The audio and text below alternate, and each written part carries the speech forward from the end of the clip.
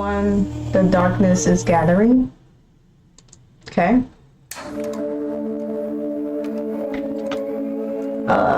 Okay, I was able to read that. Oh well. The voice sounded too distinct, so I didn't react in any way.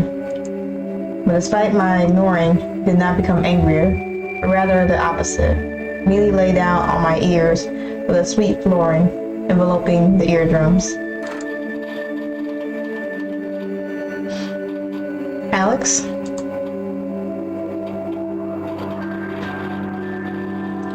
Then I finally opened my eyes. During those moments that I spent in a trance, nothing has changed. I was still surrounded by notebooks, textbooks, and in my hand I held a pen frozen, like myself. When I heard my mother's footsteps, I froze in quiet expectation. Alex, are you completely deaf? I'm screaming at you, and you won't blink an eye. You're still waiting for me to come. I have enough to do, Alex. I turned to look at her. Mom had already entered the room and was standing in the middle of it, with her hands crossed, and I made a displeased expression on her face. Waiting. I saw the expectation of my answer in her eyes. Under the pressure of my mother's gaze, I always cracked. Even Dad never stood up to her pressure. Yes, and it is impossible. Sorry, Mom. I just got a little carried away with my homework. Mom's rude face was almost immediately replaced by an understanding face. Before that, she looked at my desk with a stern look. Probably thought I was cheating on her. And instead of doing homework, I played video games. Took the towel off of her shoulder and wiped her forehead with it. She sighed so heavily that her emotions bounced off the walls in my room with a piercing echo. It seemed that she had already forgiven why she called me at all. Recently, she and her father have had a rather strained relationship because of his work. They began to quarrel often and sort things out in every possible way. The last quarrel was quite recently. After that, they didn't talk for a week or so. I've seen their conflicts very often. Being the only child in the family, every quarrel affected me in one way or another later on. Mom, meanwhile, still remembered the reason for her stay in my room. There's garbage piled up, so throw it away. And go to the store. You need to buy milk. I never liked to take out the trash because I was still afraid to run across the road every time. And this road had to be overcome because there were garbage cans on the other side. I myself did not notice how my face began to emit reluctance. Mom noticed it right away. And no bickering. Father will be back late. I still have to run to work. So be kind enough to help me with my chores. Of course, it wasn't difficult for me to do everything, my mother asked. And it won't hurt to clear your head either. Okay, Mom. Going out to the hallway, I took my clothes out of the closet. I decided to dress warmer, of course, because it was only 5 degrees outside. Just before leaving, I decided to look out the window. Autumn has never been a friendly city. The gray and cold autumn city from the 10th floor did not look intimidating, but at this time of the year, there was a certain danger from it. Invisible, terrible, and unknown horror. It seemed that by opening the window, I would instantly be enveloped in the smell of the sufferers that the city chewed and swallowed. Just like that missing 5-year-old girl last year. Or like that boy of about 7 who also disappeared without a trace a couple of months ago. The city has been devouring children lately. People around became suspicious and sullen. Everyone is afraid for their loved ones. I'm sure that my parents are also afraid for me. Or maybe I'm wrong, they don't really care about me. I decided to leave my thoughts on this matter for later. It's time to go. And so I put on my shoes and went out on the landing. Going to the elevator, I pressed the rusty button. The cables began to slowly and loudly lift the iron cable up, or cabin up. I could feel the old mechanism suffocating, lifting such a weight. The elevator stopped on my floor. The doors finally swung open. I entered a booth yellow in the light of an old light bulb, plastered with gum and scratched by vandals. Then he pressed another rusty button, on which the number 1 was barely visible. The elevator groaned again. Doors closed and I went down.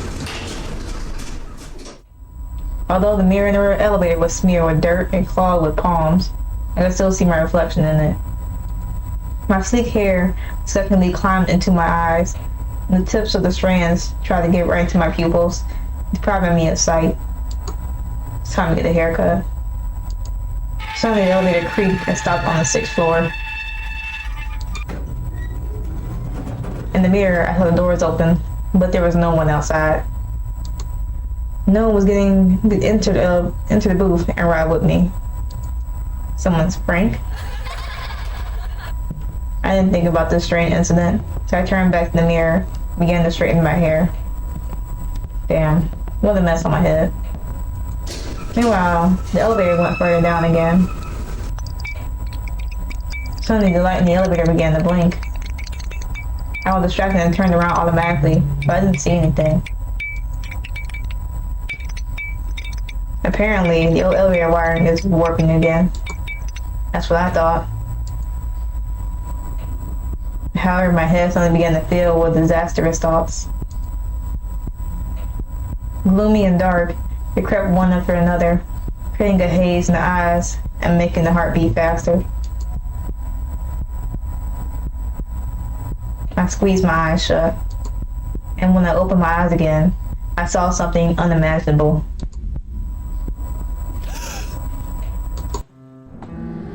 Oh. The elevator stopped so abruptly. I got darker for a moment. Silhouette appeared in front of me, an intimidating shadow. I could have sworn the silhouette of a little girl. There was a buzz in my head, situation literally knocking me down. What should I do?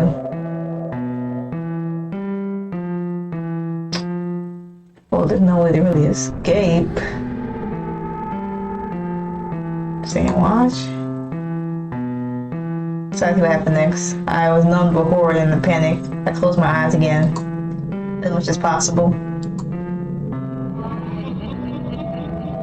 But the figure did not disappear anywhere, but on the contrary, it manifested itself and drew attention to me. Then the girl held out her hand to me. I saw an envelope in it.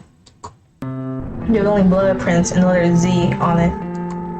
Not understanding why, I held out my hand in response and accepted the strange gift. Horror wouldn't let go of me. My knees were shaking like never before. I slapped my cheek in the hope that I was dreaming, but the image of a little girl singing in the elevator had not gone away. Suddenly, something languid and lingering sounded from the ghost. Fine. After that, everything stopped in an instant. The elevator finished its terrifying opera. I squeezed my eyes shut as hard as the pain threshold allowed me. I opened my eyes again. A few seconds later, I saw nothing but the usual yellow cab and envelope in hand. The elevator doors opened and I ran out of it like a bullet. Jumped to the entrance door leading to the street, pressed the button and left the building. And here I was in the yard. My brain screamed at me to run as fast as I could, but I pulled myself together and rejected the panic. I began to recover a little when I heard the familiar sounds of the city. There was a table a couple of meters away from me. Okay. I've always been a skeptic. Never believed in mythism. All sorts of myths and other fairy tales and their ravings of madmen. Therefore, the question kept turning in my head. Am I crazy? With shaking hands, I began to open the envelope. Looking closely, it was not difficult to guess that there were photographs inside it. I took all the pictures and spread them out on the table. First photo showed a little boy with blue eyes and blonde hair. A blue shirt, slightly rumpled in the area of the right shoulder, and a surprised expression on his face. Having unfolded the photo in the hope of finding at least some explanation, nevertheless, found nothing. Just events left by time on this piece of paper. Second photo shows some kind of room, like a basement. Since the photo was quite small, I couldn't make out any details, but I still saw a table with gardening tools and a portable generator, which is usually used in the country. Nothing suspicious. Before I began to look at the third photo in detail, as if at the behest of mystical forces, it began to rain. I felt every drop colliding with the body. And then the photo looked at me. There was no limit to my surprise, as well as fear. The picture showed the same ghost girl in a white dress. Without any doubt, it was still the same girl that was in the elevator, except that in the photo she looked quite normal. It all looked crazy and resembled some kind of scary movie with elements of a detective story. And I unwillingly turned out to be the main character of this insane celebration of mysticism and riddles. Despite my fear, I already imagined how I could lock myself in my room, build something similar to a board with clues, similar to those that the main characters of many films and TV series did. I imagined myself conducting my own investigation, gradually looking for evidence and collecting information bit by bit. But like any other famous detective, I needed a team. Phone. Who would think to call me right now? Everything that was happening from the outside clearly looked too theatrical, I thought. Taking the phone out of my pocket, I looked at the screen and my soul immediately felt somehow calmer. My old friend, Roma, Kev's last name, Chelyabinsk, tried to call me. I didn't keep him waiting and pressed the green button. Hello? Oh, shoot, wait. Okay. For a few seconds, it seemed to me that there was no connection and no one would answer me. Literally, immediately, I heard a familiar, slightly hoarse voice. My friend, you won't believe it. In the context of what I had just experienced, I was already ready to believe anything. Really? What happened? Better come to me. You'll see for yourself. Okay. And he hung up. What kind of day is it today? I have to go. Besides, I have something to tell him. If only he didn't take me for a madman. On the other hand, my mom's asked me to go to the store and is clearly waiting for me. There's no way I'm going back in the elevator. I looked at the photos again. Without noticing it myself, I bent their corners when I took them out of the damn envelope, my hands shaking from a nervous wave. Taking my breath, I got up and headed for Roma's house.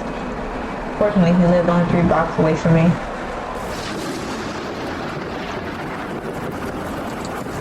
The sky became even more overcast and the rain began to pour with renewed vigor. The passersby no longer seemed so detached. On the contrary, it was possible to think that they were all thinking about the same thing. Same thing I was thinking about. It seemed that this great city was gradually absorbing them, cutting their thin spiritual thread to suction them into itself like spaghetti. I've seen the same missing children ads on signs all over the neighborhood. In the rain, all these pieces of paper turned into a terrible mess of paper.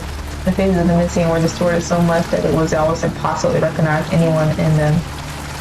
Besides, their folks wanted to add and take a closer look. Photos showed a boy I already knew in a blue shirt. I realized that the ghost had no purpose to harm me. She asked for help. She was given a sign.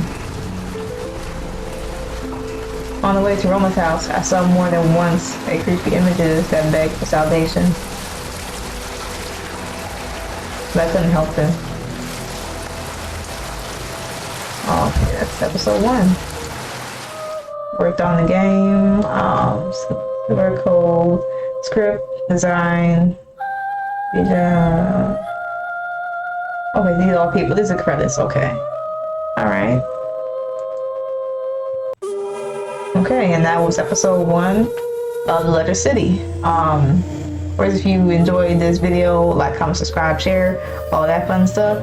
if you want to try this game for yourself. I guess when episode 2 comes out, because this is just first episode, I will put it all in the description below. So hopefully y'all enjoy the video, y'all like this game, and yeah, hope y'all had a good one. Have a good one, and I will see y'all in the next video.